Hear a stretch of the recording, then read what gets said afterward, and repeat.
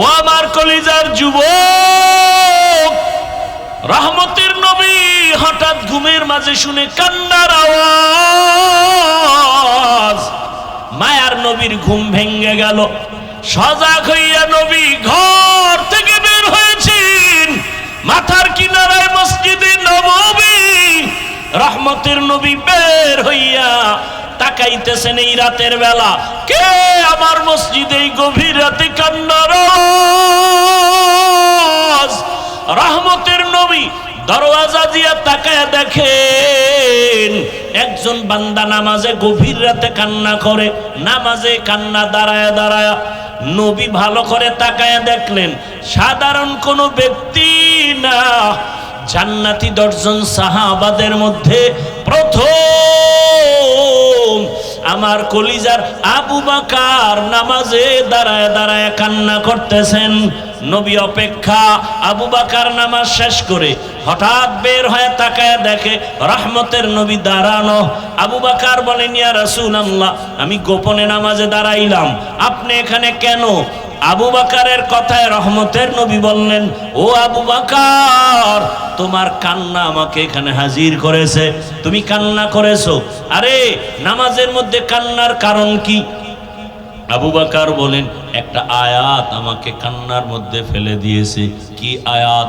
ইন্নাল্লাহ আশতারা মিনাল মুমিনিনা আনফুসাহুম ওয়া আমওয়ালাহুম বিআন্না লাহুমুল জান্নাহ। আল্লাহ বলেন, মুমিনের জান মাল আমি কিনে নিয়েছি, বিনিময়ে মুমিনের জান্নাত দিয়েছি। নবী বলেন, এটা খুশির কথা, এখানে কান্না কেন? আবু বকর বলেন, আমি তো গভীরে চিন্তা করেছি নবী। আবু বকরের তো চিন্তা অনেক গভীর। ইজা জা নাসরুল্লাহ এ সূরা নাজিল হয়েছে, সাহাবায়ে কেরাম আনন্দ, কিন্তু আবু বকর চোখের পানি ছেড়ে কান্না করেন। জিজ্ঞাসা করা হয়, আবু বকর কাঁদো কেন? বলে, তোমার সুসংবাদ আর আনন্দের মধ্যে আমি তো কান্নার আওয়াজ দেখতেছি, কারণ রহমতের নবীর বিদায়ের সুসংবাদও এখানে আছে। নবী চলে যাবেন, আমার এই দিকে মন চলে গেছে কান্নার আওয়াজ। ও নবী, যদিও খুশির কথা, আল্লাহ মুমিনের জান মাল কিনে নিয়েছেন, মুমিনের জান্নাত দিয়েছেন। ও নবী, আপনি জানেন আমি একটা ব্যবসার দোকানদারি করি। আমার কাছে আজকে এক মহিলা আমার দোকানে আসিয়া বহুদিন আগের কিনা একটা কাপড় ফিরায় টাকা নিয়ে গেল। বিদায় বেলা বললাম, আম্মা জান, আপনি কাপড় ফিরায় দিলেন, তার কারণ কি? মহিলা বলে, তোমার দোকানের কাপড় আমার পছন্দ হয় নাই, আগেই দেওয়ার কথা, সময়ের কারণে আসতে পারি নাই, এখন দিয়ে চলে যাচ্ছি। ইয়া রাসূলুল্লাহ, আমার ভয় অন্তরে জমা হয়ে গেছে। হাসরের ময়দানের কথা আমার মনে পড়ে গেছে।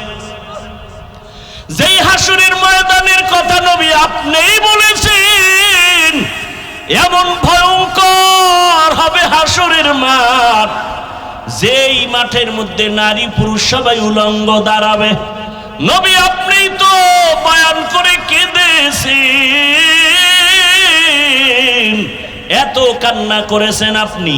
হাসরের মাঠ কত ভয়ঙ্কর হবে ইয়া রাসূলুল্লাহ, আপনিই বলেছেন নারী পুরুষ সব উলঙ্গ দাঁড়াবে। আল্লাহর নবী আপনিই বলেছেন হাসরের ময়দান এতটা ভয়ঙ্কর হবে, কেউ কারো দিকে তাকাবার পর্যন্ত হুঁশ হবে না। অন্যদিকে আমার আল্লাহ হাসরের মাঠ কায়েমের পর অর্ডার করবে, রে সূর্য কাছে নেমে আসো, যত তাপ তুমি জমিনে ছেড়ে দাও। সূর্যের এত গরম, সূর্যের গরমে মাটির জমিনটা তামা হয়ে যাবে, মানুষগুলো ছটফট করবে, কলিজা ফাটা কান্না। সূর্যের গরমে মাথার মগজগুলো ভাতের মারের মতো ফুটতে থাকবে। ও রহমতের নবী, আপনি বলেছেন অপরদিকে জাহান্নামের চিৎকারের আওয়াজ। জাহান্নাম এত জোরে চিল্লানি দিয়া বলবে, আল্লাহ, বেনামাজি গুনাহগার গুলো কই? আমার পেটে দাও, আমার পেটে ক্ষুধা। আল্লাহ তাআলা বলবে, ও ফেরেশতা, জাহান্নামের গলায় 70,000 শিকল লাগায় বেঁধে ধরে রাখো, সামনে যদি আসে বিচার করা যাবে না। অন্যদিকে নবী আপনি বলেছেন আল্লাহ হাসরের ময়দানে ভয়ঙ্কর রূপ ধারণ করবেন। আল্লাহ তাআলা হাসরের আদালত কায়েম করে এমন একটা রাগান্বিত আওয়াজ দিবেন, কুদরতি আওয়াজ, লিমানিল মুলকুল ইয়াউম লিল্লাহিল ওয়াহিদিল কাহ্হার। আল্লাহ তাআলা বলবেন আজ হাসরের ময়দানের রাজত্ব কার? আল্লাহ তাআলার কুদরতি আওয়াজ, রাগান্বিত আওয়াজ, হাসরের ময়দানটা থরথর করে কেঁপে উঠবে। ও বেনামাজি বাবারা, ও দাড়ি কামানেওয়ালা বাবারা, আল্লাহর আদালত থেকে কই পালায়ে যাবি? আজরাইলের হাতে তো ধরা পড়তেই হবে রে বাবা। দুনিয়াটা কিছুই না, আল্লাহর কোরআন সত্য, নবীর কথা সত্য, হাসরের ময়দানের ঘটনাও সত্য। আল্লাহ পাকের হুঙ্কারে হাসরের ময়দানটা এমন অবস্থা হবে, নবী নিজেই বলেন যে নবীরা কোনো গুনাহ নাই, তারাও কান্নায় বেকারার হয়ে যাবেন। আদম নবীর কান্না, মূসা নবীর কান্না, ইব্রাহিম নবীর কান্না, ঈসা নবীর কান্না, এত কান্নার আওয়াজ কোন উম্মত কাছে গিয়া দাঁড়াতে পারবে না। সবাই নিজেরে নিয়ে কাঁদবেন, আমার উপায় কি হবে, আমার উপায় কি হবে? ঈসা নবী কাঁদবেন, আমার উপায় কি হবে? মূসা নবী কাঁদবেন, আমার উপায় কি হবে? আম্মা জান আয়েশা বর্ণনা করেন, রহমতের নবীকে আমি জিজ্ঞাসা করলাম, ইয়া রাসূলুল্লাহ, তখন আপনি কোথায় থাকবেন? আল্লাহর নবী কান্না করে বলে, ও আয়েশা, এমন কঠিন সময়, আরে সব নবীরা যখন কান্না করবেন, আমি তখন মাকামে মাহমুদে সিজদায় পড়ে যাব, আমিও কান্না শুরু করব। মূসা নবী নিজের চিন্তায় কাঁদবেন, ঈসা নবী নিজের জন্য কাঁদবেন, ইব্রাহিম নবী নিজের জন্য কাঁদবেন, আর আমি একা একবারও আমার নিজের চিন্তা করব না। আমি আল্লাহর আদালতে বারবার কান্না করে বলবো, আমার উম্মত, ও আল্লাহ, আমার উম্মতের কি হালাত, জাহান্নামে একটা উম্মত জানো না যায়, আমার উম্মত জাহান্নামে গেলে আমি জান্নাতে যাব না। আল্লাহ অর্ডার করবেন, নবী উঠেন, আপনার কান্না আমি আল্লাহ বরদাস্ত করতে পারি না, আপনি কাঁদবেন না, আপনার উম্মতগুলো ধরে ধরে জান্নাতের দিকে নিয়ে যান।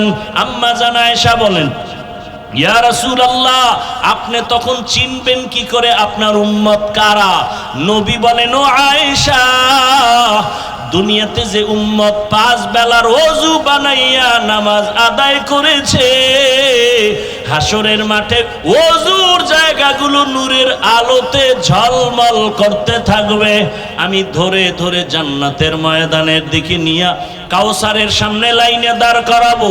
আমি নবী নিজের হাতে কাউসারের পানি পেয়ালা ভরে দিব, উম্মতরা পান করবে, পিপাসা নিবারণ করবে, তৃপ্তি অর্জন করবে।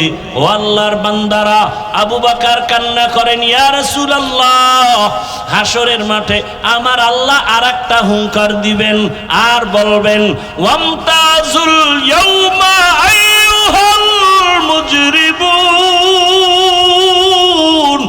ও গুনাহগার নাফরমান, আজকে তোমরা আমার নেককারদের থেকে আলাদা হয়ে যাও।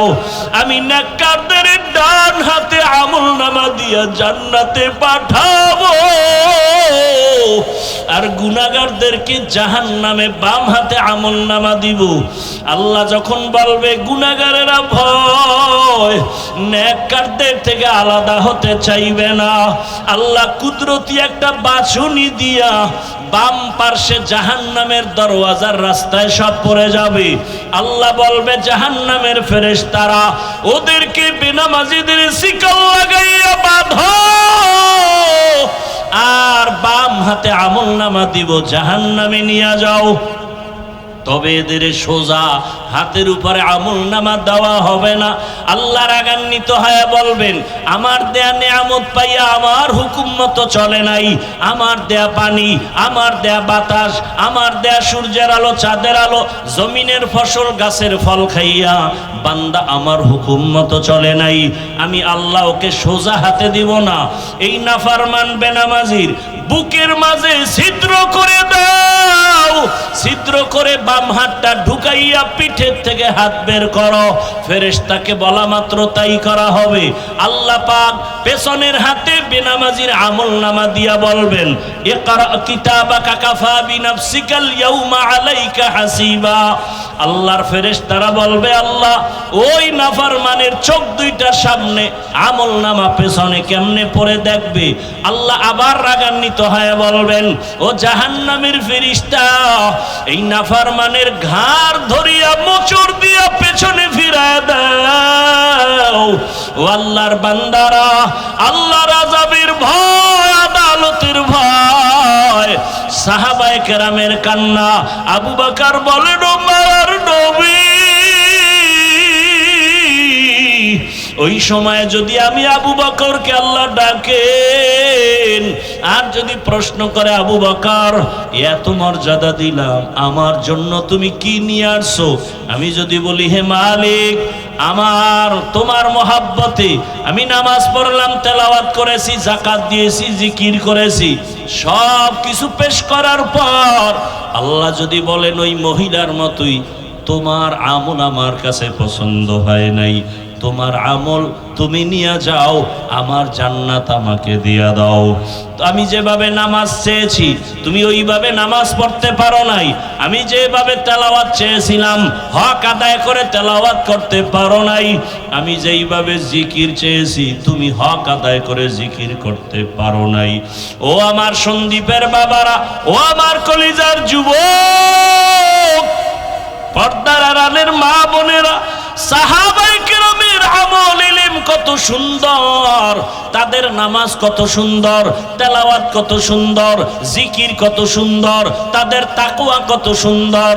এরপরেও যদি তাদের কান্নার জীবন, আপনার আমার তো নামাজ নাই, তেলাওয়াত নাই, রোজা নাই, জিকির নাই, আপনার আমার কি পরিমাণ কান্না করা উচিত?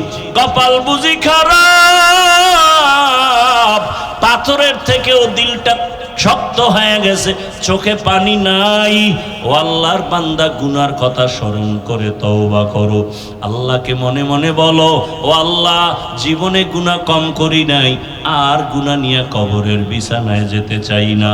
এই সাগরের মাঝে কত মানুষের প্রাণ চলে গেল, কয়দিন আর বাঁচবারে যুবক, মনের আশা মিটায় তো গুনাহ কম করলা না, এখনো কি তওবা করবা না? আল্লাহর কাছে তওবা করো।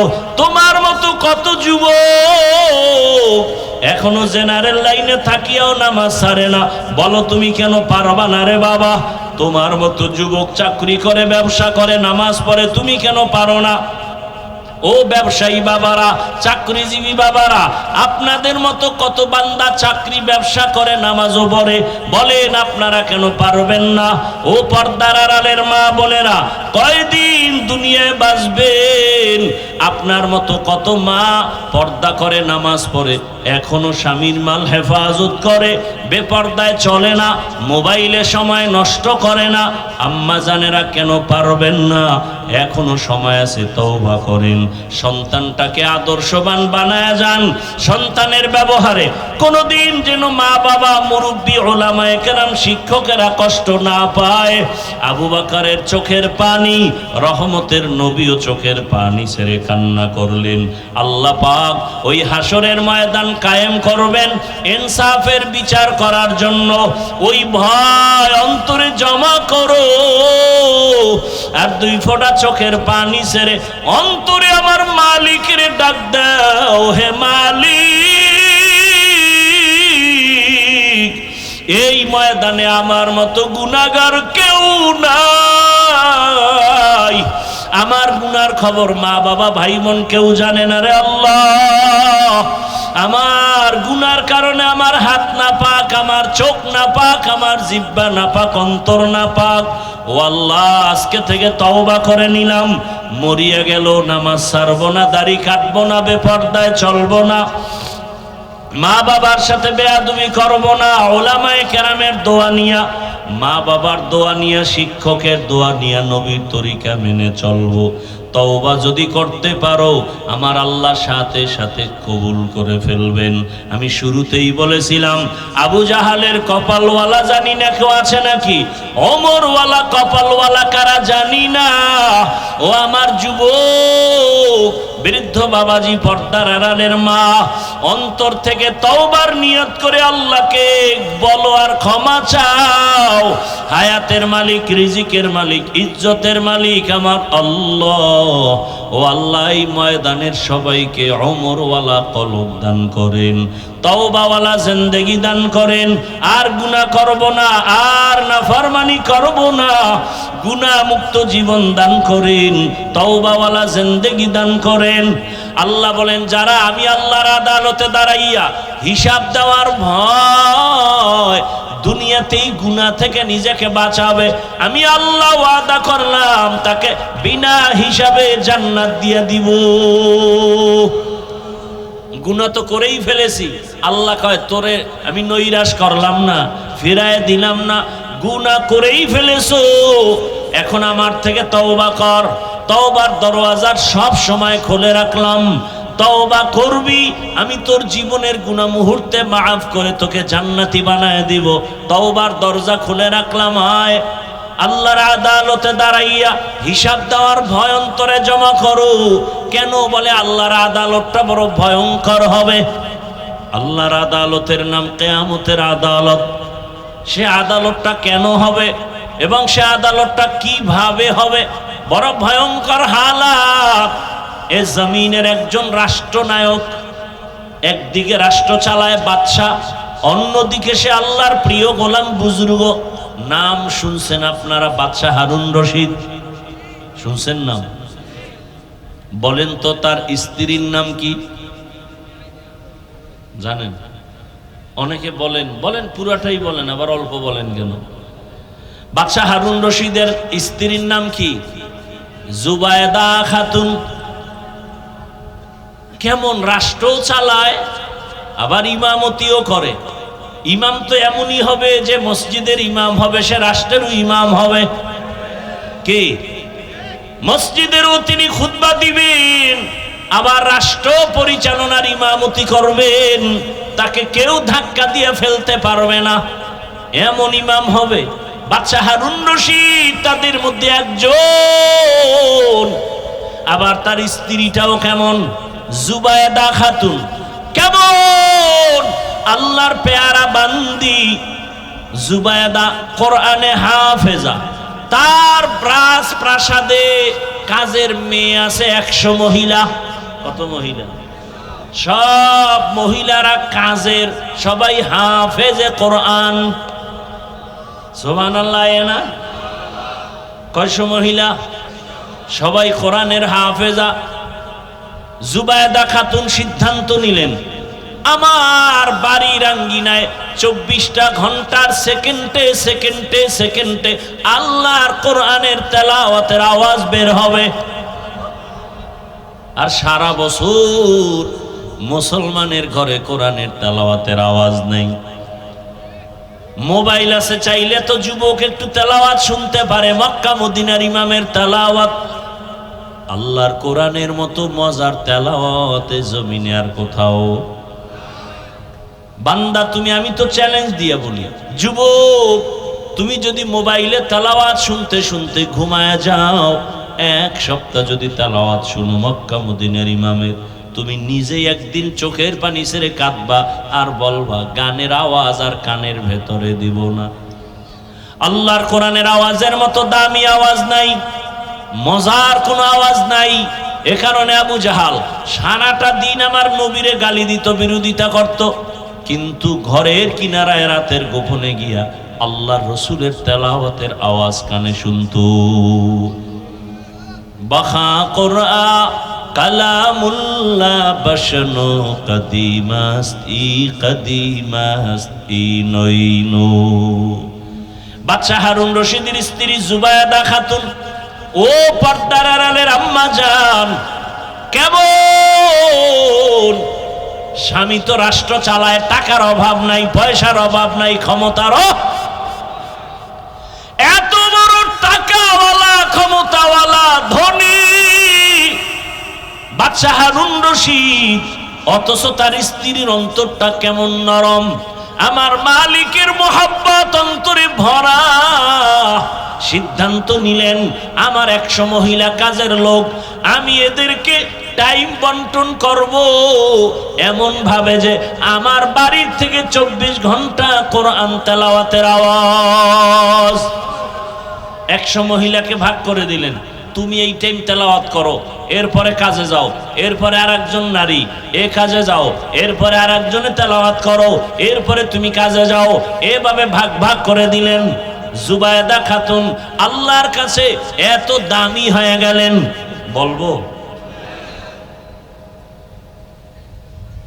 একদিন স্বপ্ন দেখে জুবায়দা খাতুন বাইতুল্লাহর সামনে দাঁড়ানো।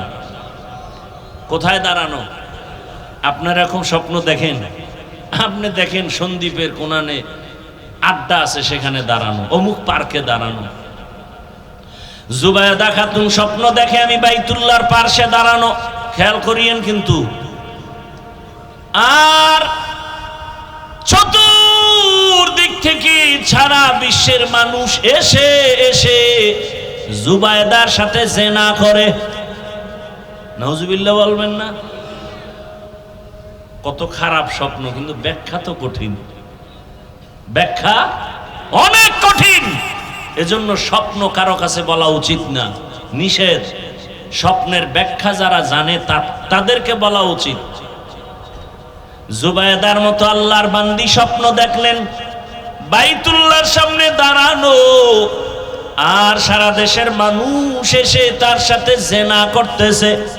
দেখা জুবায়দার ভয়, কি দেখেছি, এক তো বাইতুল্লাহর মতো জায়গায় আমি দাঁড়ানো, যেই বাইতুল্লাহর দিয়ে তাকাইয়া থাকলেই সওয়াব আর সওয়াব, কিন্তু কপাল বুঝি খারাপ। কি দেখলাম যে সারা দেশের মানুষ আমার সাথে জিনা করে, কিন্তু মন্তব্য করা যায় না, ব্যাখ্যা নিতে হবে। ব্যাখ্যা কোথা থেকে নিব? জগৎ বিখ্যাত স্বপ্নের ব্যাখ্যা করনেওয়ালা আল্লামা ইবনে সিরিন রহমাতুল্লাহ আলাই লোক দিয়ে পাঠায়, যাও স্বপ্নের ব্যাখ্যাকারী জগৎ বিখ্যাত আলেম, তার কাছে যাও। যাইয়া এরপরে তুমি এই স্বপ্নটার কথা তার কাছে বলবা, তবে আমি জুবায়দার নাম বলবা না, বলবা জনৈক কেউ স্বপ্ন দেখছে এমন। তো লোক গেছে। আমার আয়াতের আলোচনার এর একটা অংশ হিসেবে ঘটনাটা টানলাম। হারুন রশিদের ঘটনা বলবো। মূল কথা প্রসঙ্গে তার স্ত্রী কেমন আল্লাহওয়ালা একজন রাষ্ট্রনায়ক, তার স্ত্রী এমন হওয়াই উচিত। তাহলে দেখবেন ভেতরেও অন্যায় হবে না, বাহিরেও অন্যায় হবে না। ব্যাখ্যা নেওয়ার জন্য আল্লামা ইবনে সিরিনের দরবারে হাজির। হযরত, একজন আল্লাহর বান্দি এরকম স্বপ্ন দেখছে, ব্যাখ্যা দেন। ইবনে সিরিন বলে, যে দেখছে তার নাম বলো। কয় নাম বলা নিষেধ। ইবনে সিরিন বলে ব্যাখ্যা দেওয়াও নিষেধ। যাও, কারণ স্বপ্ন যে দেখবে তার কোয়ালিটি বুঝতে হবে, এরপরে ব্যাখ্যা হবে। কি যে যেমন তার ব্যাখ্যাটা তেমন হবে। একজনের স্বপ্ন দেখছে রসুল উলঙ্গ অবস্থায় ডাস্টবিনে পড়ে আছে। নাউজুবিল্লাহ আসে না? ইন্ডিয়া না, কিন্তু আমাদের দেশের কোন এক বুজুর্গ, ল্যাংটা বুজুর্গ, মুজাদ্দিদে জামান, আন্তর্জাতিক বেঈমান, স্বপ্ন দেখছে রসুল নাকি উলঙ্গ, আর তাও আবার ডাস্টবিনে পড়া। এর ব্যাখ্যা কি? নবী কয় এই ইসলাম মইরা গেছে, তোর হাতে ঝান্ডা দিলাম, তুই নতুন করে এটারে উপরে উঠা। ভালো করে একটা পয়েন্ট মনে রাখবেন, কোনো বেনামাজির হাতে আল্লাহ ইসলামের ঝান্ডা দিবেন না। ভালো করে মনে রাখবেন, লিখে রাখবেন, আল্লাহর দুশ্মনের হাতে আল্লাহ ইসলামের ঝান্ডা দিবেন না, কখনো দিবেন না। এইবার আবার ঘুরে টুইরাইস, ম্যাডাম নাম না বললে ব্যাখ্যা দিবে, এখন পড়লো আরো চাপে, কি করি, সারা দুনিয়ার মানুষ জেনে ফেলবে। এক পর্যায়ে ভেবে বলে, যাও আমার নামটা বলো।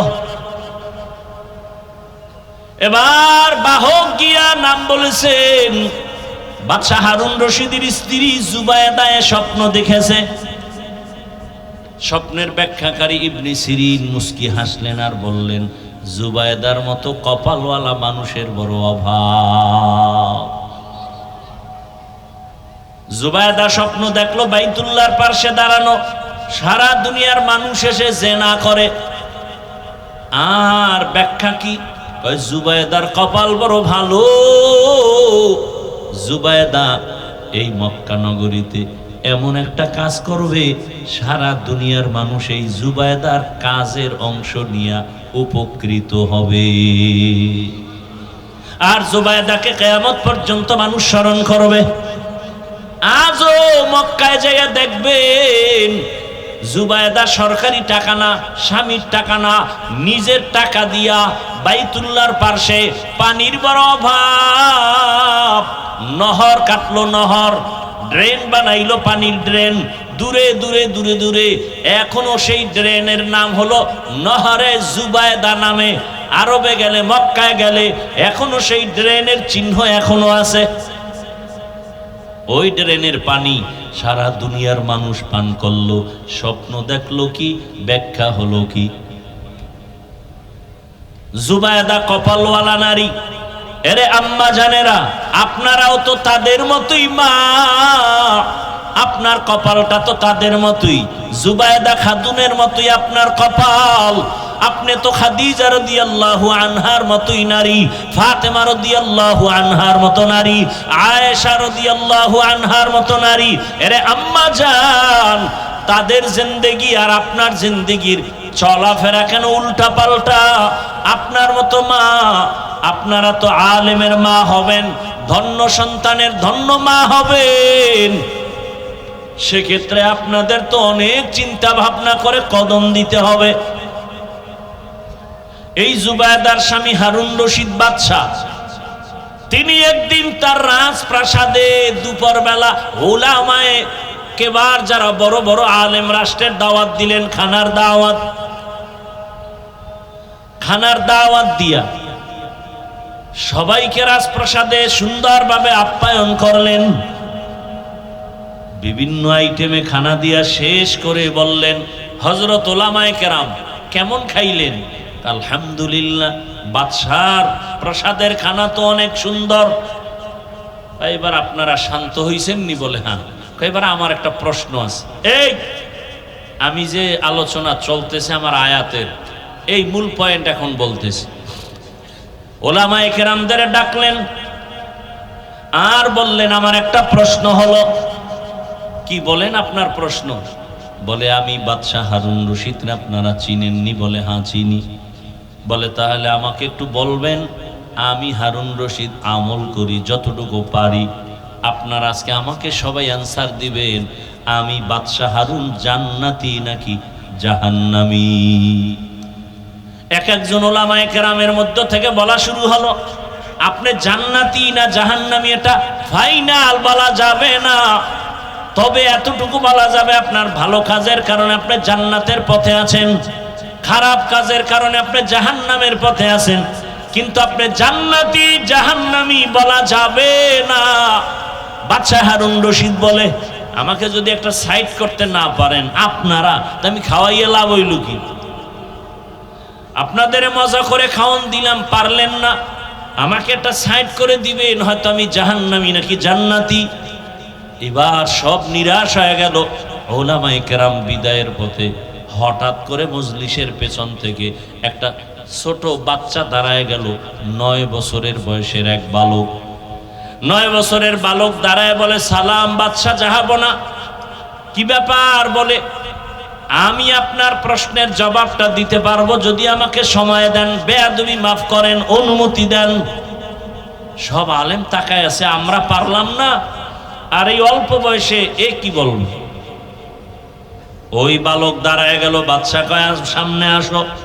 সামনে এসে বলে, বাদশা একটু আমাকেও প্রশ্নটা করতে হবে।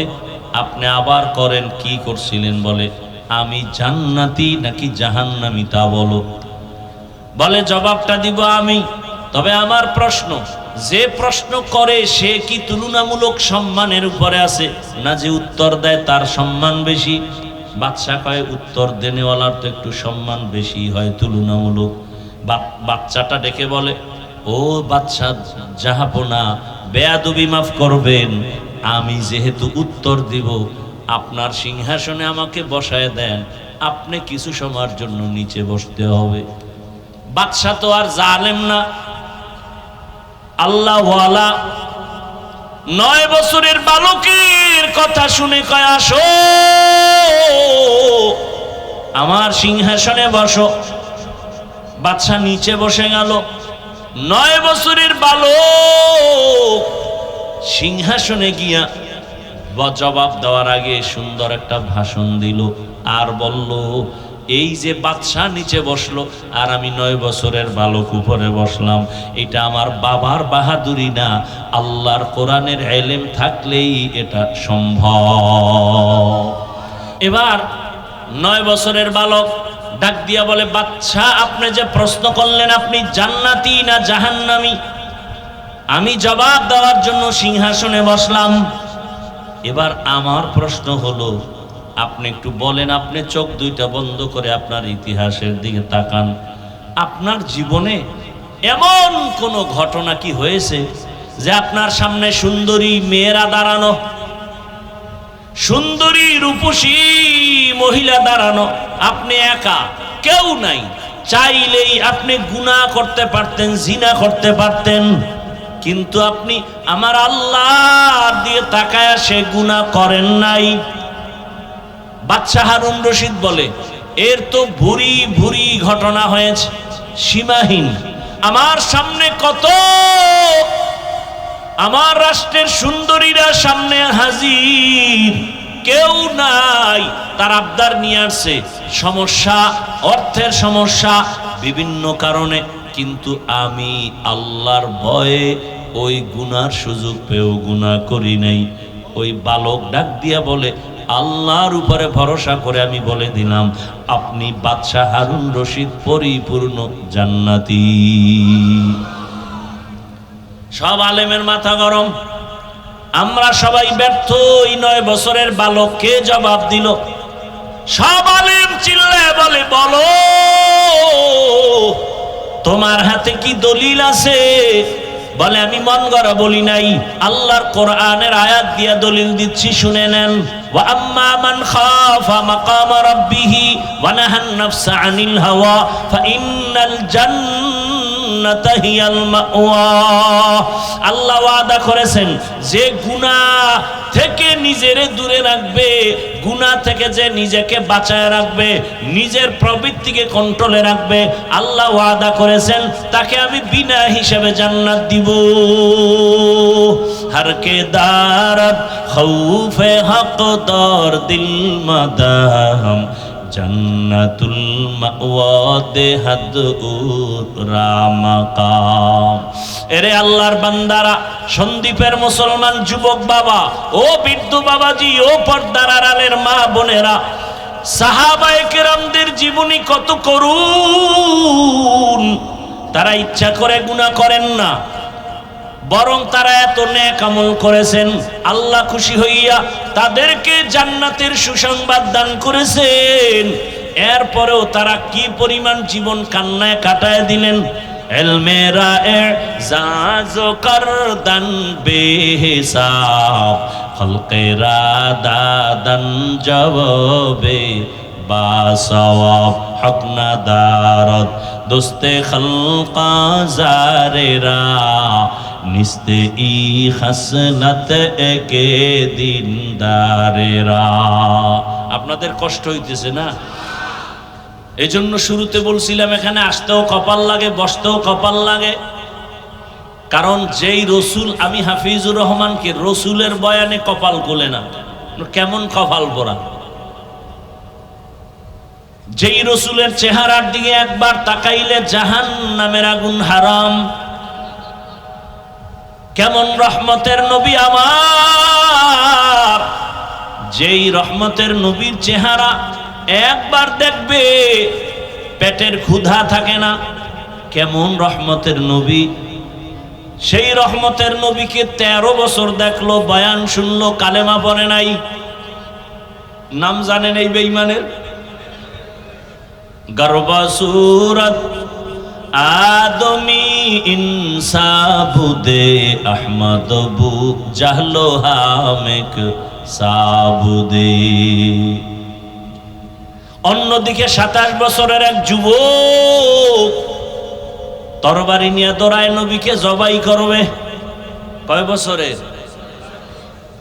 27 বছরের যুবক তরবারি নিয়ে দৌড়ায় আমার রসুলকে জবাই করার জন্য। কাছে গিয়ে নবীর চেহারা দেখে তরবারি ফালায়, বলে ইয়া রাসূলুল্লাহ, দয়া করে আমাকে মাফ করে দেন, কালেমা পড়ায় মুসলমান বানায় দেন। রসুলকে জবাই করতে গিয়া কালেমাওয়ালা হয়ে গেল। নাম কি? এর নাম কফাল। 13টা বছর বয়ান শুনলো, একই দস্তারখানে খাইলো, চেহারা দেখলো কালেমা পড়ে না, আবু জাহাল। এর নাম কফাল। আর 27 বছরের যুবক তরবারি নিয়ে রসুলকে জবাই করতে গিয়া কালেমাওয়ালা হয়ে গেল। এর নাম কফাল। সেই কপালওয়ালা এত দামি হয়ে গেল, 5 মিনিটের ব্যবধানে তরবারি নিয়ে বাইতুল্লাহর পার্শ্বে হাতিমে কাবায় দাঁড়ায় বলে, বেঈমানের আয়, মুহাম্মদের বিরুদ্ধে কথা বলবি, আমার তরবারি তোর জন্য রেডি হয়ে গেছে। সেই ওমর এখন যে রাস্তা দিয়া চলে, শয়তানও রাস্তায় আসে না। চিন্তা করতে পারেন, নবীরে জবাই করবে আর এখন তাকে শয়তান ভয় পায়। ওমর যেই রাস্তায় চলে শয়তান নাই, শয়তান ভয় করে। একটা যুবক মদের বোতল নিয়ে হাঁটতেছে রাস্তার মাঝে, ওমরের দেখেই ভয় পেয়ে গেছে, যদি ওমর পায় আমার কল্লা ফেলে দিবে, তরবারি কথার আগে রেডি। এমন তওবা করছে, ও আসমানের মালিক, তুমি আর আমার ওমর থেকে বাঁচাও, আমি আর জীবনে মদের বোতল হাতে নিব না। যুবক মদের বোতল নিয়ে দাঁড়ায়, ফালাইতেও পারে না, ওমরের নজর হয়ে গেছে। কাছাকাছি আইয়া কয় ওমর, এই যুবক বোতল দে। বোতলের ভেতরে কি? ভয় পায়, দেয় না। কয় ভয় পাও কেন? দে। যুবক এমন মানসিক ভাবে দুর্বল হয়ে তওবা করে বোতল দিল। ওমর তাকায় দেখে বোতলের মধ্যে 1 ফোঁটা মদও নাই, পুরা বোতলটাই দুধে ভরা। এরাও কপালওয়ালা। শুধু কি তাই, 1500 বছর পরে এখনো ওমরের নাম শুনলে কেমন জানি শরীরে কম্পন শুরু হয়। ওলামায়ে কেরাম বলেন, পরীক্ষা, তুমি ঘুমের সময় ডান হাতের শাহাদাত আঙ্গুল দিয়া বুকের উপরে তুমি আঙ্গুল দিয়া ওমরের নাম লেখো, আইন মিম রা। ওমরের নামটা বুকের উপরে লেখে যদি তুমি ঘুমাও, ঘুমের মধ্যে তোমাকে শয়তান এসে কোনো খারাপ স্বপ্ন দেখাতে পারবে না। ওমরের নাম যদি 14 বার লেখো আর মোবাইলে আকাম করো সারা রাত, এ ফিরাবে কে? জিন্দেগি মে বন্দেগি তু করনা হে, जिंदगी में बंदगी तू करना है, जिंदगी बे बंदगी शर्मिंदा है, जिंदगी बे बंदगी शर्मिंदा है। दुनिया में हो दुनिया का तलबगार ना हो,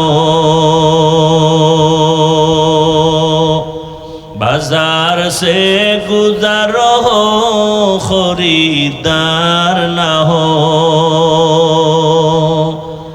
ये दुनिया एक मिसल कागज फूल है, ये दुनिया एक मिसल कागज फूल है।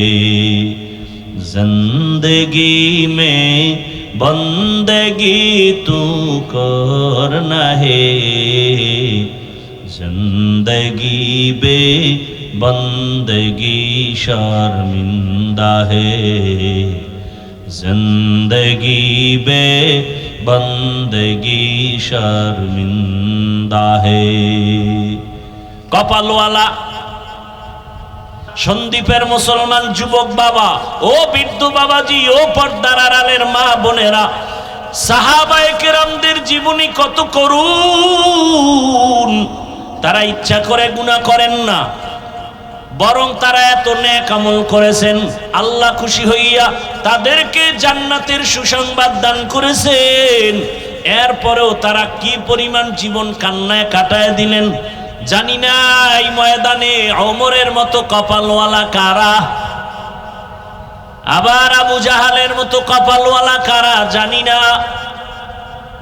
বয়ান জানে, বয়ান শুনে, তারপরও মোনাজাত না দিয়া রাস্তায় গিয়া শুধু বিরোধিতা করে এমন বেয়াদব আছে না নাই? আর একদল ওমরওয়ালা কপাল, এখানে বসে হঠাৎ করে তার গুনার কথা মনে পড়ে যাবে, আল্লাহর কাছে কান্না করবে, হে মালিক, জীবনে তো কম গুনাহ করি নাই, মনে চাইছে তো গুনাহ করে ফেলেছি, মনে চেয়েছে দাড়ি রাখবো না রাখি নাই, মন বলেছে নামাজ পড়বো না পড়ি নাই, মনে চাইছে পার্কে যাব দৌড়ায় গেলাম, মনে চাইছে আড্ডা দিব নারীদের নিয়ে আড্ডা দিলাম। ও আল্লাহ, কোন দিন মরণ হবে জানা নাই, আজ তুমি দয়া করে বেহেশতের প্যান্ডেলে নিয়ে আসছো, তওবা করে নিলাম, মরে যাব আর গুনার কাছেও যাব না, এমন তওবা করে বিদায় হবে, ফজরে মসজিদে গিয়া হাজির হয়ে যাবে। আতিনা ফি দারে দুনিয়া না হাসান, আতিনা ফি দারে উকবা না হাসান। হেদায়েতের মালিক কে? আরো আস্তে করে বলেন, মান ইয়াহদিল্লাহু ফাহুয়াল মুহতাদ ওয়া মান ইউদ্লিল ফালান তাজিদ লাহু ওয়ালিয়াম মুরশিদা। আল্লাহ যাকে হেদায়েত দিবেন সে পেয়ে যাবে, যার কপাল খারাপ ও হেদায়েত পাবে দূরের কথা, হেদায়েত পাওয়ার কোনো মুর্শিদও পাবে না। মুর্শিদ মানে পথ দেখানেওয়ালা, পথ প্রদর্শক, কপাল বড় খারাপ। দোয়া করি আল্লাহ ওমরওয়ালা কপাল আমাদের দান করেন। আরো জোরে বলেন, या इलाही मुझसे मुझको दूर कर, ताकि देखो मुझ में तुझको एक नजर। তো আল্লাহ পাক রব্বুল আলামিন মানুষকে বিনা হিসাবে জান্নাত দিতে চান এবং সেই জান্নাত দেওয়ার জন্য দুই ব্যবস্থা দিলেন, ব্যক্তি আর কিতাব। শ্রেষ্ঠ ব্যক্তি রহমাতুল্লিল, শ্রেষ্ঠ কিতাব কোরআনুল। নবী নাই, কোরআন আছে। এখন আল্লাহ রসুল বলে গেছেন, আমি না থাকলেও দুটো জিনিস রেখে গেলাম, ধরে রাখো, জীবনে কোনোদিন তোমার ঈমানও যাবে না, সম্মানও যাবে না। এক জিনিস হলো কোরআন, দ্বিতীয় হলো আমি রসুলের আদর্শ সুন্নত। قال رسول الله صلى الله عليه وآله وسلم تركت فيكم أمرين لن تضلوا ما تمسكتم بهما কিতাবাল্লাহি ওয়া সুন্নাত রাসূলি। দুই জিনিসের কথা রাসূল বললেন। আমি বিদায় বেলা চ্যালেঞ্জ দিয়ে গেলাম, এই দুই জিনিস যদি আঁকড়ায় ধরো তোমাদের ঈমানও যাবে না, সম্মানও যাবে না। দুইয়ের এক হলো কোরআন, দ্বিতীয়টা কি বলেন না কেন? এক নম্বরে কোরআন, এক নম্বরে কি? দ্বিতীয় স্পষ্ট বলেন। প্রথমটা কোরআন, দ্বিতীয়টা কি? সুন্নত। সবাই বলেন দ্বিতীয়টা কি?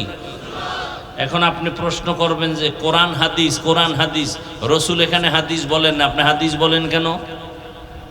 রসুল বলেন সুন্নাহ, আপনি কেন হাদিস বলেন? চালাকি করেন কেন? নবী এখানে হাদিস না বলে সুন্নতের কথা বললেন কেন? সেই ব্যাখ্যায় ঢুকলে আবার অন্যদিকে যাবে। এ কথা বুঝায় গেলেন যে হাদিস তুমি কিতাব দেখা বাংলা বইরাও পারবা, আরবি পড়ে পারবা। সুন্নত যদি তোমার মানতে হয়, ব্যক্তিকে না দেখে সুন্নতের আমল সম্ভব না। ব্যক্তিকে না দেখে সুন্নতের আমল সম্ভব। এখন সে ব্যক্তিকে নবী বলেন আমার ব্যক্তি যারা আমার পরে থাকবে এরা আমাদের ওয়ারিস উলামায়ে কেরাম। আল উলামা ওয়ারাসাতুল আম্বিয়া, উলামায়ে কেরাম আমাদের ওয়ারিস।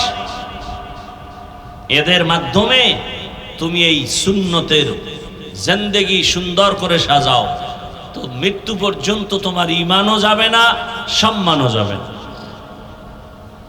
আল্লাহ পাক কোরআন রাখছেন, ওলামায়ে কেরাম আছেন, আর আল্লাহ যে কোরআন দিলেন, কোরআনের মধ্যে বেশি বেশি বেশি বেশি আল্লাহ ভয়ের বয়ান করেছেন। ভয়, ভয়ের নাম তাকওয়া, ভয়ের নাম খশিয়া, ভয়ের নাম খৌফ। আমি যে আয়াত পড়েছি আল্লাহ এখানে ভয়ের কথা বলেন, ওয়া আম্মা মান খাফা মাকামা রাব্বিহি ওয়া নাহান নাফসা আনিল হাওয়া ফাইন্নাল জান্নাতা হিয়াল মাওয়া। হর কে দারদ খৌফে হকদার দিল মাদাম জান্নাতুল মাওয়া দেহদ উরা মাকাম জুজবা হকচি যে মখাজ ইনসুজা ফজলে উআ মস্তে দর জুমলা জাহা। স্বাধীন করছেন না আপনারা? স্বাধীনতার ফলাফল কি? পানির মধ্যে এখনো লাশ ভাসে। স্বাধীনতার ফলাফল কি? এখনো দোকানওয়ালা ঝাপ খুলতে পারে না চান্দাবাজি আর ধান্দাবাজির কারণে। স্বাধীনতার ফলাফল কি? পাথর দিয়ে মানুষকে মারা হয়। স্বাধীনতার ফলাফল কি?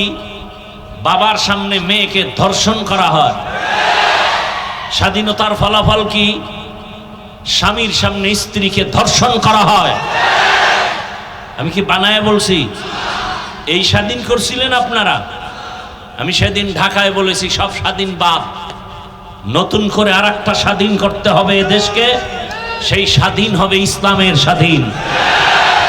ইসলামের স্বাধীন যতদিন হবে না আল্লাহর কসম ততদিন পর্যন্ত এই জমিনে চাপাবাজি চলবে, শান্তি কেউ দেখবে না।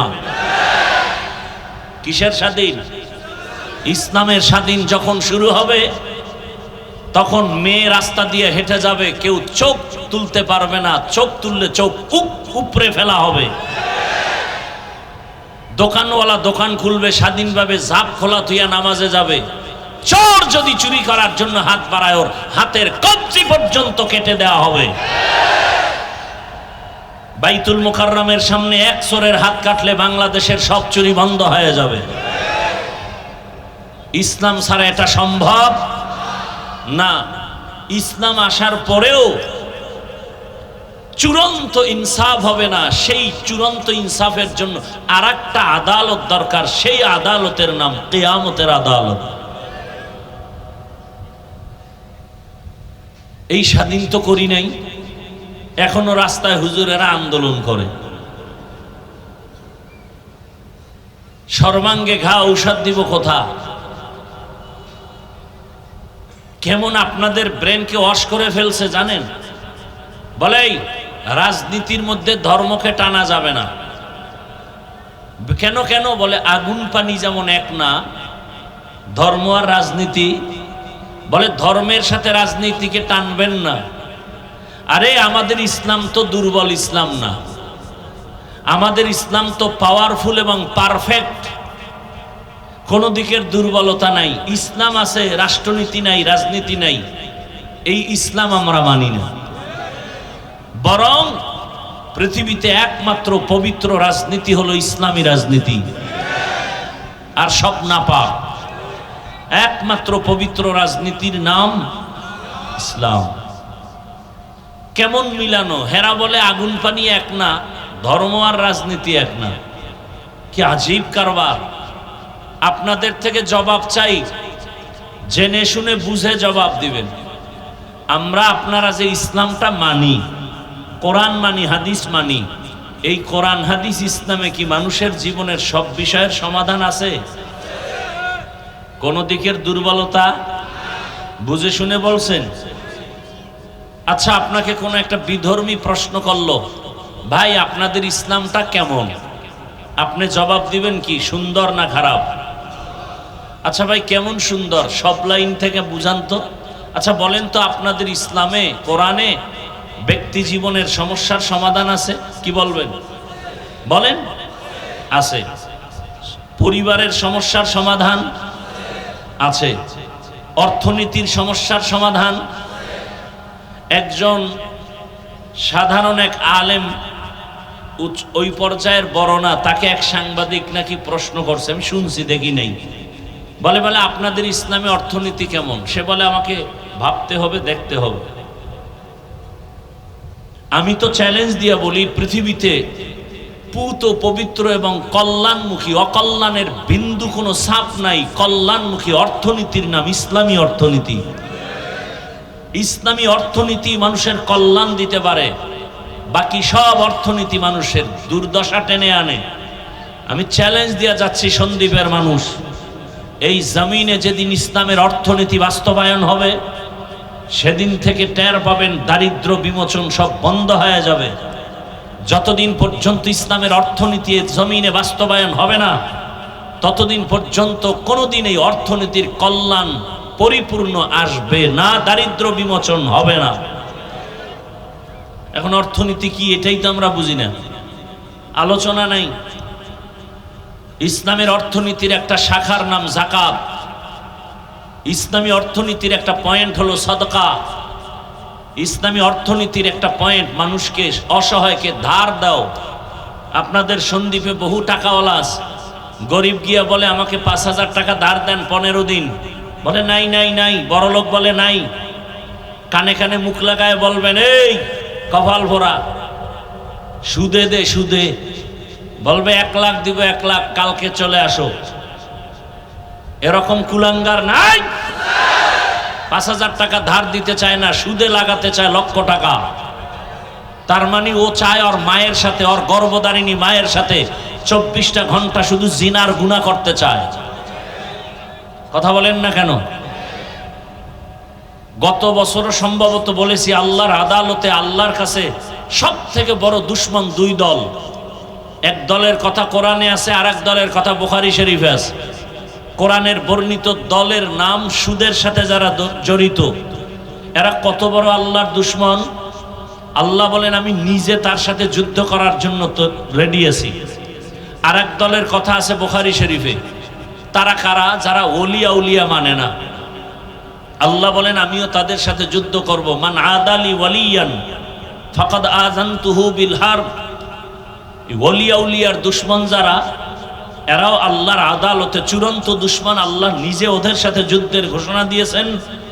আর সুদের সাথে জড়িত যারা, ২৪ ঘন্টার সেকেন্ডে সেকেন্ডে অল টাইম জেনার গুনাহ। তাও কার সাথে? গর্ভধারিণী মায়ের সাথে। আপনি চিন্তা করতে পারেন, লজ্জা থাকলে মরে গেলেও তুই হারাম খাওয়ার কথা না। লজ্জা উঠে গেছে ১৫০০ বছর আগে রাসূল বলে গেছেন, লা ঈমানা লিমান লা হায়া আলা। যাদের হায়া লজ্জা নাই, ওদের ঈমান নাই। এজন্য ঘরে ঘরে সুদের ব্যবসা। চায়ের দোকান দিবে, সেখানেও লোনের টাকা দিয়ে দিতে হয়।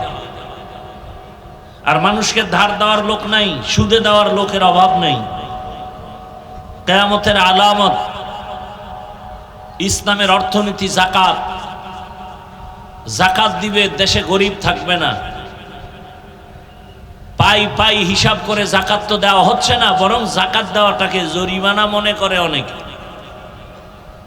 আল্লাহ হেদায়েত দান করুন। ইসলাম এমন এক শান্তির ধর্ম, দেখা হলেই ইসলাম কি বলে? আগে সালাম দাও, আসসালামু আলাইকুম ওয়া রাহমাতুল্লাহ। সালাম মানে কি বলেন? সালাম অর্থ কি? শান্তি। সালাম অর্থ আমিও শান্তির দোয়া করলাম, সেও আমাকে দোয়া করলো, ওয়া আলাইকুম আসসালাম, আপনার উপরেও কি বর্ষণ হোক। তার দুই দিক থেকে শান্তির দোয়া যখন চলে, গজব আসবে কিভাবে? ইসলাম বলে, এই বড়রা, ছোটকে মায়ার নজরে দেখো, আবার ছোটদের বলে বড়দেরকে সম্মানের নজরে দেখো। বড়রা যদি ছোটকে মায়ার নজরে দেখে, ছোটদের উপরে জুলুম করবে না।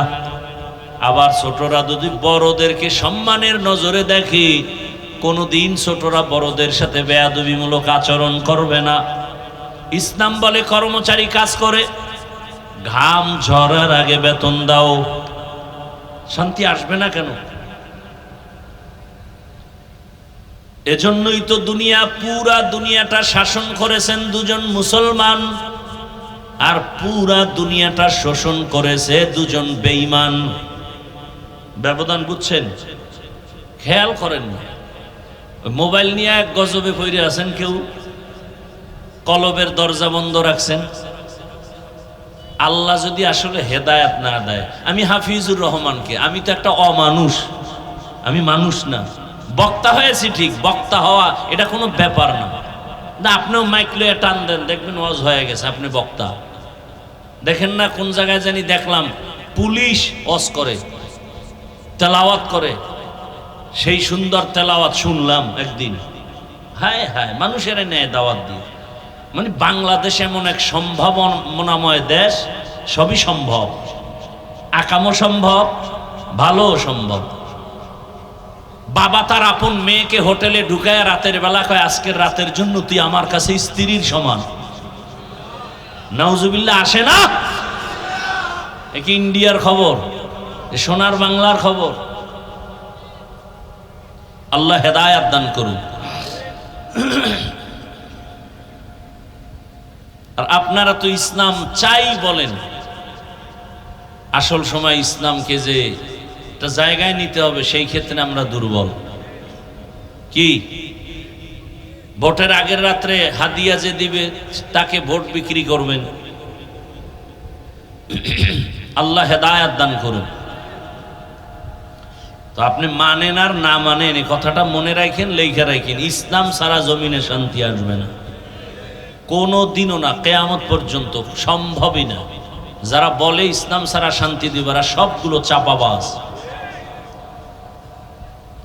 শান্তির একমাত্র ঠিকানার নাম ইসলাম, আর সেই শান্তির ঠিকানা মানুষকে দেখাবে একমাত্র উলামায়ে কেরাম। অতএব এই জমিনের মানুষের চূড়ান্ত বন্ধু ওলামায়ে কেরাম, আর বাকি সব স্বার্থপর। ওলামায়ে কেরাম ছাড়া নিঃস্বার্থ বন্ধু এ জাতির নাই। এর হাজারো প্রমাণ আমাদের চোখের সামনে। মহামারী করোনায় দেখায় দিছে আঙ্গুল দিয়ে, আমরা খেয়াল রাখি না। করোনার শত শত লাশ, কেউ কাছে যায় না। বাবার লাশ সন্তান কাছে যায় না, সন্তানের লাশ বাবা কাছে যায় না। সেই সময় আমার দেশের এই করোনার লাশগুলো টুপিওয়ালা ওলামায়ে কেরাম নিজেরা কাঁধে নিয়ে গোসল, কাফন, দাফন, জানাজা সব কমপ্লিট করেছিলেন। তারা একজন হুজুরও করোনায় মরে নাই। আল্লাহ হেদায়েতের দৌলত আমাদেরকে দান করেন। আপনারা এখন কি ঘুমে ধরছে? আমি তো জানি বাঙালিরা রাতে ঘুমায় না, মোবাইলের হক আদায় করে। আল্লাহর কাছে একটা নিয়ে যেতে হবে তো। মায়ের হক আদায় করতে পারে নাই, বাবারটা পারে নাই, বোনেরটা পারে নাই, ভাইয়েরটা পারে নাই, সন্তানেরটা পারে নাই, তো মোবাইলেরটা যদি পারে তো এই উসিলায় তো নাজাত পাওয়ার একটা রাস্তা আছে। সেদিন এক সোরা ছবি তুলতে, ছবি তো ছবি, আপনাদের কি বলবো, আমাকে হুজুর গো ফিরেই তারি না ছবির জন্য। পাগল করে ফেলে ছবি তোলার জন্য। তো এরকম একজন আসছে, হুজুর না, ছবি তুলবে, বলে হুজুর এদিকে তাকান। তা আমি তো কখনোই তাকাবার চেষ্টা করি না, অন্যদিকে চোখ ঘুরায় রাখি এবং ঠোঁট নাড়ায় ইস্তেগফার পড়তে থাকি। সেই বলতেছে, আমি চুপ করে নিচের দিকে তাকায় আছি। তাকান, আমি কি তুলে ফেলেন, আমি তাকাবো না, রসুল অনুমতি দেয় না, আমি অনুমতি দেওয়া কিছু কপাল পরা আছে, হুজুর একটা ছবি তুলি, অনুমতি আছে? আরে রসুল দেয় না, আমি অনুমতি দিব কেন তোমাকে বলো? মূর্খতার প্রশ্ন। এখন আমারে বলতেছে, হুজুর একটা ছবি যদি এ উসিলা আল্লাহ আমাকে মাফ করে হাসরের দিন। কেমন তার সেরা চিন্তা করেন। আল্লাহ হেদায়েত দান করুন। এর থেকে বাঁচার কোনো তদবির পাইতেছি না। অনেক বুজুর্গরে জিগাইলাম, হুজুর এই ছবি তোলার গজব থেকে বাঁচতে পারি কেমনি? তো কোনো রাস্তা নাই, খালি ইস্তেগফার পড়ো, আর কি করবা? কারণ এমন এমন ব্যক্তি ছবি তুলতে চায়, কিছু বলাও যায় না। বাথরুম থেকে বের হয়ে দেখি মোবাইল ধরে রাখছে। বিষয় কি? কয় ছবি তুলে। আমি ভিতরে আসলি না কেন? বেহায়া বেলাজা কোথাকার। বরদোয়া করা জায়েজ থাকলে তাহাজ্জুদে ওদের জন্য কঠিন বরদোয়া করতাম। ওয়াজে যদি আমি বরদোয়া করি আর সবাই যদি আমিন বলে, ফজরের আগে নাই। কারণ এতগুলো মানুষের আমিন খালি ফেরত যাবে না। ওয়াজে আসছো, সেখানে মোবাইল নিয়ে আসছো কেন? কি মোবাইলের কাজ কি ওয়াজের প্যান্ডেলে? বলো। একটা মানুষ যৌক্তিক একটা জবাব দিতে পারবে না। কপাল পুড়ে গেছে। কে বুঝাবে এই জাতিকে? আমি তো হাফিজুর রহমান বলি সব মাহফিলে, আমি মরে যাব, আমার মতো বলার কণ্ঠও মরে যাবে, আর কেউ বলবে না। কেউ বলবে না। বলার মানুষ নাই, শোনারও মানুষ নাই, বিরোধিতার মানুষের অভাব নেই। হুজুর ওয়াজ করেন, আপনারে নিয়ে এত টেনশন করার কি দরকার? সেই ওয়াজ করা তো শিখি নাই। যাদের থাপ্পড় খেয়ে এখানে বসছি তারা তো এই মেজাজের ছিলেন না। তারা বয়ান করতেন, কেউ পান খাবে স্টান উঠায় মাথার উপরে মারতেন, এটা তো দেখে আসছি। আর তাদের থাপ্পড় খেয়ে এই চেয়ারে বসছি। আর তাদের বয়ান ছিল গলা কাটা মুরগির মতো, মানুষ ময়দানে চিৎকার দিত। ওই বয়ান কিয়ামতের আগে আর কেউ করতে পারবে কিনা আমার জানা নাই।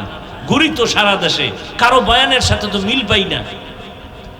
একই বয়ান এক একজনে করে, কিন্তু তাদের বয়ানগুলো একই বয়ান। মানুষ কান্না করতে করতে বেকারার হয়ে যায়। কিন্তু এ নাই তো, বরং বিরোধিতা করে। কি এত কান্না লাগে না? নবী এত কাঁদেন নাই, দেখছেন নি কারবার? অথচ আল্লাহ বলেন ফালিয়াজহাকু কালিলা ওয়ালিয়াবকু, কম হাসো বেশি কান্দো। পয়গম্বর নূহ আলাইহিস সালাম এত পরিমাণ কান্না করলেন। আল্লাহ, নূহ নবীর নাম হলো আব্দুল গফফার, কিন্তু কান্না আল্লাহর কাছে এত দামি। দয়াময় আল্লাহ কান্নাওয়ালা শব্দ দিয়ে ডাকলেন, ইয়া নূহ। কান্নাওয়ালা শব্দ দিয়ে সূরার নামও করে দিলেন। সূরার নাম কি? আর ভাই কথা বলেন, মোনাজাত দিয়ে নেমে যাবো। কিন্তু আমার বয়ান করার এত ঠেকা না, কারণ শখ মক মিটে গেছে সব। এখন কথা যত কম বলি তত আরাম, ঘুমামু। আপনারা শুনতে না চাইলে আমার এত ঠেকা কি আপনাকে জোর করে বয়ান শোনাতে হবে? আল্লাহ আমাকে হেদায়াত দান করেন। সূরার নাম সূরা নূহ। নূহ মানে ক্রন্দন করা। আল্লাহর কাছে নূহ নবীর কান্না এত ভালো লাগছে, নাম বাদ দিয়া কান্নাওয়ালা শব্দ দিয়া ডাকলেন, ইয়া নূহ, হে কান্নাওয়ালা গোলাম। আর আপনি বয়ে বয়ে ফতুয়া লেখেন, এত কাদা লাগে না? না, কান্নার বয়ান নাই তো। নিজে কাঁদে না, আর একজনকে কাঁদানের বয়ান কি করবে? অথচ রসুল কাঁদতেছেন, আবু বকর নামাজে দাঁড়ায় কাঁদতেছেন। সময় থাকলে শোনাবো, না থাকলে নাই। উঠা বসা করবেন, আমি হাসতে করে হাত উঠায় মোনাজাত দিয়ে নেমে যাব। তামাশার জায়গা না এগুলো। এই জন্য শুরুতে বলছিলাম, এখানে আসতেও কপাল লাগে, বসতেও কপাল লাগে। কারণ যেই রসুল, আমি হাফিজুর রহমানকে রসুলের বয়ানে কপাল গোলে না, কেমন কপাল পোড়া। সন্দীপের মুসলমান যুবক বাবা, ও বৃদ্ধ বাবাজি, ও পর্দার আড়ালের মা বোনেরা, সাহাবায়ে কেরামদের জীবনী কত করুণ। তারা ইচ্ছা করে গুনাহ করেন না, বরং তারা এত নেক আমল করেছেন, আল্লাহ খুশি হইয়া তাদেরকে জান্নাতের সুসংবাদ দান করেছেন। এরপরেও তারা কি পরিমাণ জীবন কান্নায় কাটায় দিলেন। রহমতের নবী আমার রাতের বেলা ঈশান নামাজের পরে ঘুমিয়ে গেলেন। হঠাৎ নবী তো ঘুমালে দুই চোখ মোবারক বন্ধ, তবে কলব ঘুমায় না। রহমতের নবী হঠাৎ ঘুমের মাঝে শুনে কান্নার আওয়াজ। মায়ার নবীর ঘুম ভেঙে গেল। সজাগ হইয়া নবী ঘর থেকে বের হয়েছেন। মাথার কিনারায় মসজিদে নববী। রহমতের নবী বের হইয়া তাকাইতেছেন এই রাতের বেলা, কে আমার মসজিদে এই গভীর রাতে কান্নার আওয়াজ। রহমতের নবী দরওয়াজা দিয়া তাকায় দেখেন একজন বান্দা নামাজে গভীর রাতে কান্না করে, নামাজে কান্না দাঁড়ায় দাঁড়ায়।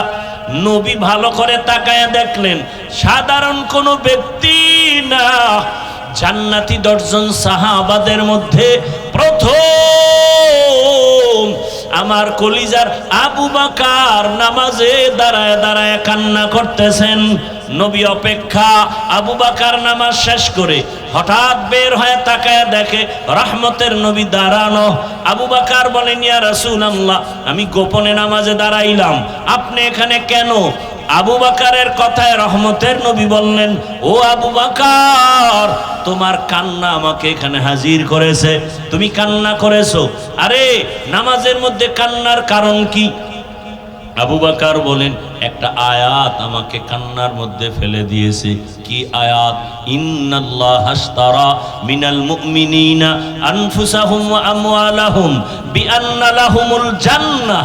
আল্লাহ বলেন, মুমিনের জান মাল আমি কিনে নিয়েছি, বিনিময়ে মুমিনের জান্নাত দিয়েছি। নবী বলেন, এটা খুশির কথা, এখানে কান্না কেন? আবু বকর বলেন, আমি তো গভীরে চিন্তা করেছি নবী। আবু বকরের তো চিন্তা অনেক গভীর। ইজা জা নাসরুল্লাহ এ সূরা নাজিল হয়েছে, সাহাবায়ে কেরাম আনন্দ, কিন্তু আবু বকর চোখের পানি ছেড়ে কান্না করেন। জিজ্ঞাসা করা হয়, আবু বকর কাঁদো কেন? বলে, তোমার সুসংবাদ আর আনন্দের মধ্যে আমি তো কান্নার আওয়াজ দেখতেছি, কারণ রহমতের নবীর বিদায়ের সুসংবাদও এখানে আছে। নবী চলে যাবেন, আমার এই দিকে মন চলে গেছে কান্নার আওয়াজ। ও নবী, যদিও খুশির কথা, আল্লাহ মুমিনের জান মাল কিনে নিয়েছেন, মুমিনের জান্নাত দিয়েছেন। ও নবী, আপনি জানেন আমি একটা ব্যবসার দোকানদারি করি। আমার কাছে আজকে এক মহিলা আমার দোকানে আসিয়া বহুদিন আগের কিনা একটা কাপড় ফিরায় টাকা নিয়ে গেল। বিদায় বেলা বললাম, আম্মা জান, আপনি কাপড় ফিরায় দিলেন, তার কারণ কি? মহিলা বলে, তোমার দোকানের কাপড় আমার পছন্দ হয় নাই, আগেই দেওয়ার কথা, সময়ের কারণে আসতে পারি নাই, এখন দিয়ে চলে যাচ্ছি। ইয়া রাসূলুল্লাহ, আমার ভয় অন্তরে জমা হয়ে গেছে, হাসরের ময়দানের কথা আমার মনে পড়ে গেছে। যেই হাসরের ময়দানের কথা নবী আপনিই বলেছেন, এমন ভয়ঙ্কর হবে হাসরের মাঠ, যেই মাঠের মধ্যে নারী পুরুষ সবাই উলঙ্গ দাঁড়াবে। নবী আপনিই তো বয়ান করে কেঁদেছেন, এত কান্না করেছেন আপনি, হাসরের মাঠ কত ভয়ঙ্কর হবে। ইয়া রাসূলুল্লাহ, আপনিই বলেছেন নারী পুরুষ সব উলঙ্গ দাঁড়াবে। আল্লাহর নবী আপনিই বলেছেন হাসরের ময়দান এতটা ভয়ঙ্কর হবে, কেউ কারো দিকে তাকাবার পর্যন্ত হুঁশ হবে না। অন্যদিকে আমার আল্লাহ হাসরের মাঠ কায়েমের পর অর্ডার করবে, রে সূর্য কাছে নেমে আসো, যত তাপ তুমি জমিনে ছেড়ে দাও। সূর্যের এত গরম, সূর্যের গরমে মাটির জমিনটা তামা হয়ে যাবে, মানুষগুলো ছটফট করবে, কলিজা ফাটা কান্না। সূর্যের গরমে মাথার মগজগুলো ভাতের মারের মতো ফুটতে থাকবে। ও রহমতের নবী, আপনি বলেছেন অপরদিকে জাহান্নামের চিৎকারের আওয়াজ, জাহান্নাম এত জোরে চিল্লানি দিয়া বলবে, আল্লাহ বেনামাজি গুনাহগার গুলো কই, আমার পেটে দাও, আমার পেটে ক্ষুধা।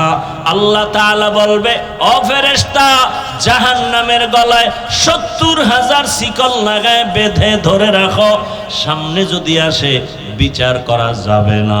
অন্যদিকে নবী আপনি বলেছেন আল্লাহ হাসরের ময়দানে ভয়ঙ্কর রূপ ধারণ করবেন। আল্লাহ তাআলা হাসরের আদালত কায়েম করে এমন একটা রাগান্বিত আওয়াজ দিবেন, কুদরতি আওয়াজ, লিমানিল মুলকুল ইয়াউম লিল্লাহিল ওয়াহিদিল কাহ্হার। আল্লাহ তাআলা বলবেন আজ হাসরের ময়দানের রাজত্ব কার? আল্লাহ তাআলার কুদরতি আওয়াজ, রাগান্বিত আওয়াজ, হাসরের ময়দানটা থরথর করে কেঁপে উঠবে। ও বেনামাজি বাবারা, ও দাড়ি কামানেওয়ালা বাবারা, আল্লাহর আদালত থেকে কই পালায়ে যাবি? আজরাইলের হাতে তো ধরা পড়তেই হবে রে বাবা। দুনিয়াটা কিছুই না, আল্লাহর কোরআন সত্য, নবীর কথা সত্য, হাসরের ময়দানের ঘটনাও সত্য। আল্লাহ পাকের হুঙ্কারে হাসরের ময়দানটা এমন অবস্থা হবে, নবী নিজেই বলেন যে নবীরা কোনো গুনাহ নাই, তারাও কান্নায় বেকারার হয়ে যাবেন। আদম নবীর কান্না, মূসা নবীর কান্না, ইব্রাহিম নবীর কান্না, ঈসা নবীর কান্না, এত কান্নার আওয়াজ কোন উম্মত কাছে গিয়া দাঁড়াতে পারবে না।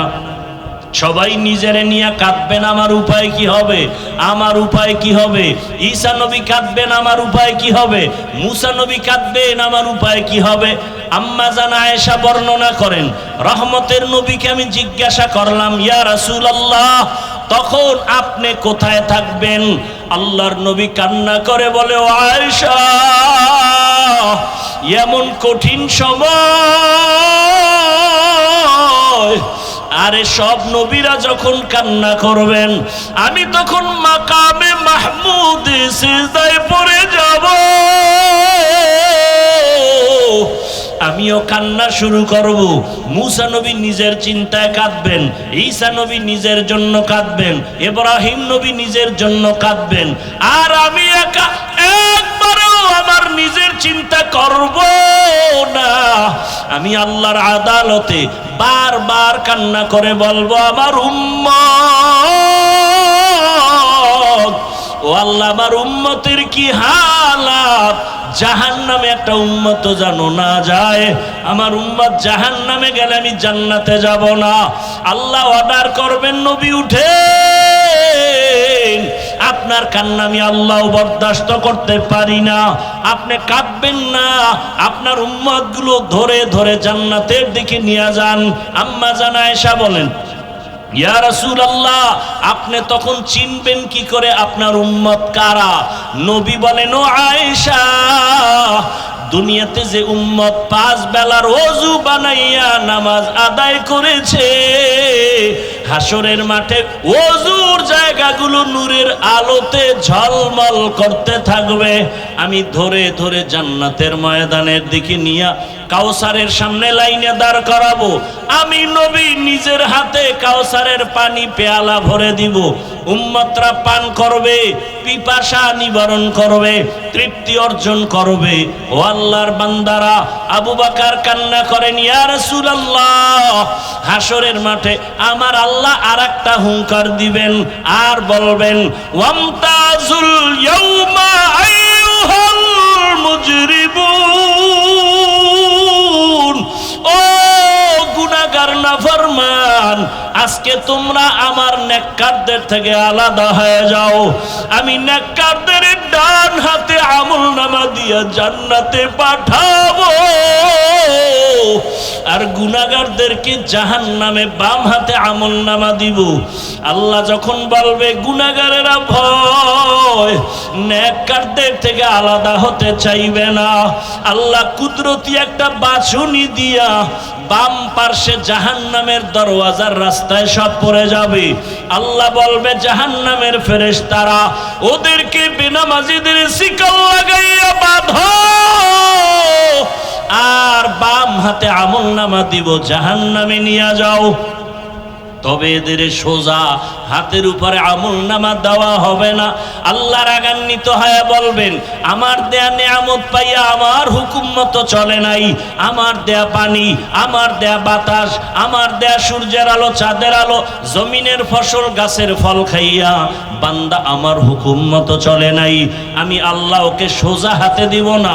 এই নাফরমান বেনামাজির বুকের মাঝে ছিদ্র করে দাও, ছিদ্র করে বাম হাতটা ঢুকাইয়া পিঠের থেকে হাত বের করো।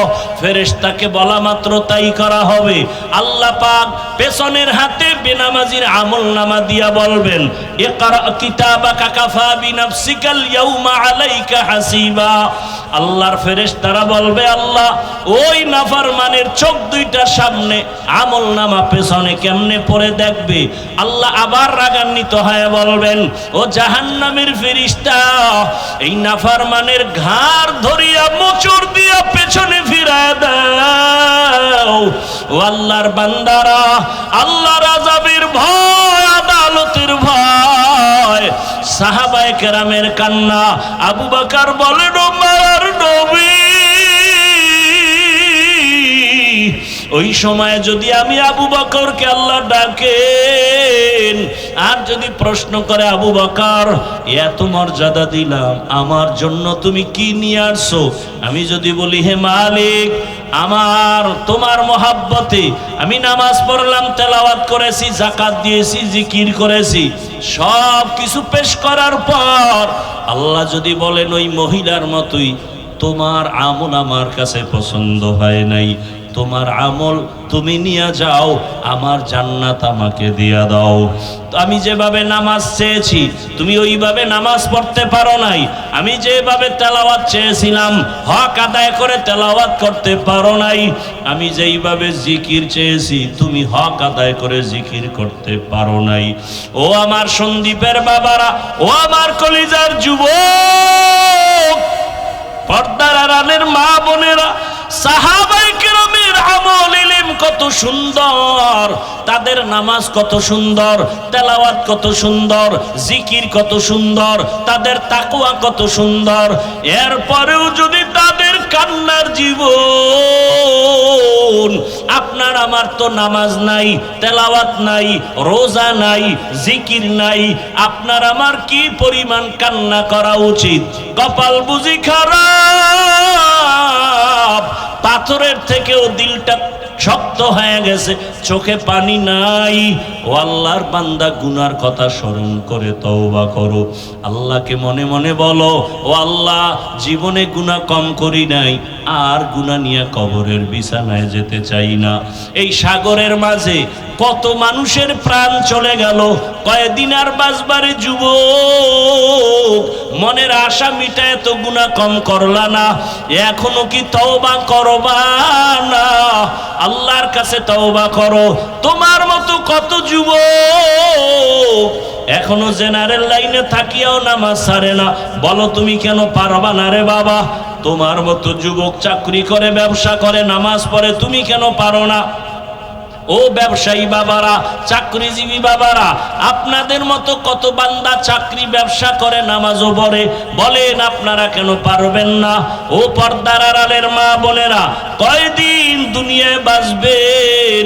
আপনার মতো কত মা পর্দা করে, নামাজ পড়ে, এখনো স্বামীর মাল হেফাজত করে, বেপর্দায় চলে না, মোবাইলে সময় নষ্ট করে না। আম্মা জানেরা কেন পারবেন না? এখনো সময় আছে, তওবা করেন। সন্তানটাকে আদর্শবান বানায়া যান। সন্তানের ব্যবহারে কোনোদিন যেন মা বাবা, মুরব্বী, ওলামায়ে কেরাম, শিক্ষকেরা কষ্ট না পায়। আবু বকরের চোখের পানি, রহমতের নবীও চোখের পানি ছেড়ে কান্না করলেন। আল্লাহ পাক ওই হাসরের ময়দান কায়েম করবেন ইনসাফের বিচার করার জন্য। ওই ভয় অন্তরে জমা করো, আর 2 ফোঁটা চোখের পানি ছেড়ে অন্তরে আমার মালিকের ডাক দাও, হে মালিক, এই ময়দানে আমার মতো গুনাহগার কেউ নাই। আমার গুনার খবর মা বাবা ভাই বোন কেউ জানে না রে আল্লাহ।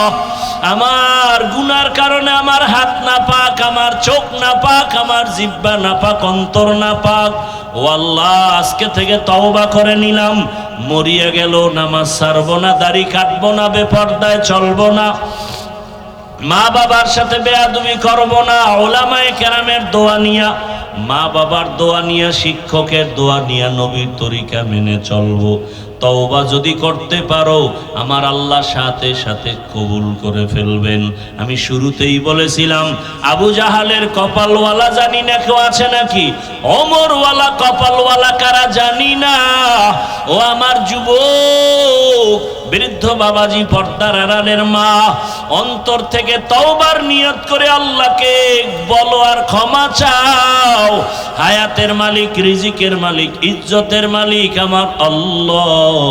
ও আল্লাহ, এই ময়দানের সবাইকে ওমরওয়ালা কলব দান করেন, তওবাওয়ালা জিন্দেগি দান করেন। আর গুনাহ করব না, আর নাফরমানি করব না, গুনাহ মুক্ত জীবন দান করেন, তওবাওয়ালা জিন্দেগি দান করেন, আদবওয়ালা জিন্দেগি দান করেন, নবীজির সুন্নতওয়ালা জিন্দেগি আমাদের দান করেন। আয় আল্লাহ তাআলা, আপনার গোলাম হিসাবে আমাদের কবুল করে নেন। আলহামদুলিল্লাহি রাব্বিল আলামিন, والصلاة والسلام على سيد الأنبياء والمرسلين وعلى آله وأصحابه أجمعين يا أرحم الراحمين يا أرحم الراحمين يا أرحم الراحمين رب ارحمهما كما ربياني صغيرا اللهم إنك عفو كريم تحب العفو فاعف عنا اللهم إنا نسألك رضاك والجنة ونعوذ بك من سخطك والنار اللهم ارحمني بترك المعاصي اللهم ارحمني بترك المعاصي اللهم ارحمني بترك المعاصي اللهم إنا نسألك علما نافعا ورزقا واسعا وشفاء من كل داء اللهم إنا نعوذ بك من البرص والجنون والجذام وسيء الأسقام اللهم إنا نسألك بأن لك الحمد لا إله إلا أنت المنان يا بديع السماوات والأرض يا ذا الجلال والإكرام يا حي يا قيوم ও দয়ার মালিক, চতুর্দিকে পানির মাঝে দ্বীপ, আয় আল্লাহ সাগরের মাঝের এই দ্বীপের মধ্যে আপনার গোলাম, এই গভীর রাত সমস্ত বাড়িওয়ালাদের দরজা বন্ধ, দোকানওয়ালাদের দোকান বন্ধ, আয় আল্লাহ আপনার রহমতের দরজা খোলা। কত উলামায়ে কেরাম, কত মুরব্বী, কত হাজী সাহেব, কত যুবক, ছাত্র ভাই, পর্দার আড়ালের মা বোনেরা, আয় আল্লাহ গভীর রাতে আমরা হাজির, আয় আল্লাহ গুনাহ করে ফেলেছি শয়তানের ধোঁকায়। যেদিন দুনিয়াতে আসছিলাম কত পবিত্র, আমার মা বাবা কত আনন্দিত, আজ সেই পবিত্র জীবন গুনার কারণে নাপাক করে ফেলেছি। গুনার কারণে আমার হাত নাপাক, আমার চোখ নাপাক, আমার জিহ্বা নাপাক, আমার অন্তর নাপাক।